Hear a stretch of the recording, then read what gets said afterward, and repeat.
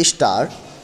सभापति महोदय, माननीय वित्त मंत्री जी ने जो बजट पेश किया है, इस पर मैं भी अपने कुछ विचार प्रकट करना चाहता हूं तथा इस चर्चा में भाग लेना चाहता हूं। इस बजट को बनाने के लिए सभी पक्षों द्वारा वित्त मंत्री जी की सराहना की जा रही है तथा उन्हें बधाई भी दी गई है। मैं इस बजट के संबंध में अपने कुछ विचार व्यक्त करना चाहता हूं। हर बार सदन में यह कहा जाता है कि देश से बेरोजगारी दूर की जाएगी, गरीबी हटाई जाएगी, किसानों को प्रोत्साहन देकर उनकी तरक्की की जाएगी।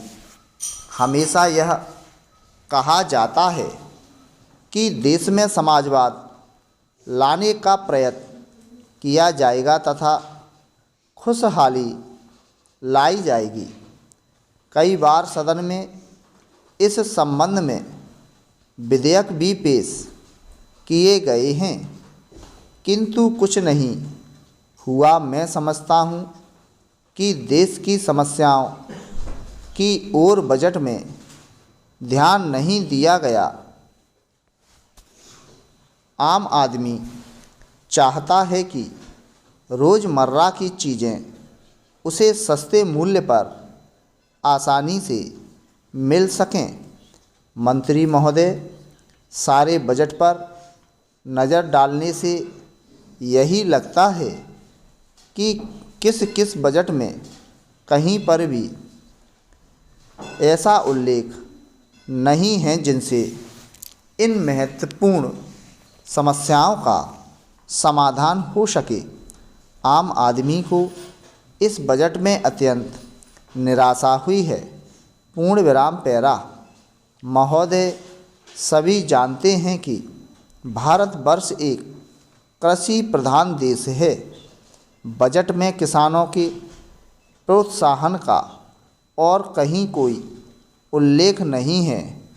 किसान अपने खेत में जो भी गल्ला पैदा करता है, यदि सरकार उसके बेचने या खरीदने की अच्छा व्यवस्था कर दे और किसान को उनके परिश्रम का उचित मूल्य मिल जाए, तो वे भविष्य में अपने खेत में और अधिक उत्पादन बढ़ाने के लिए प्रयत्न कर सकते हैं।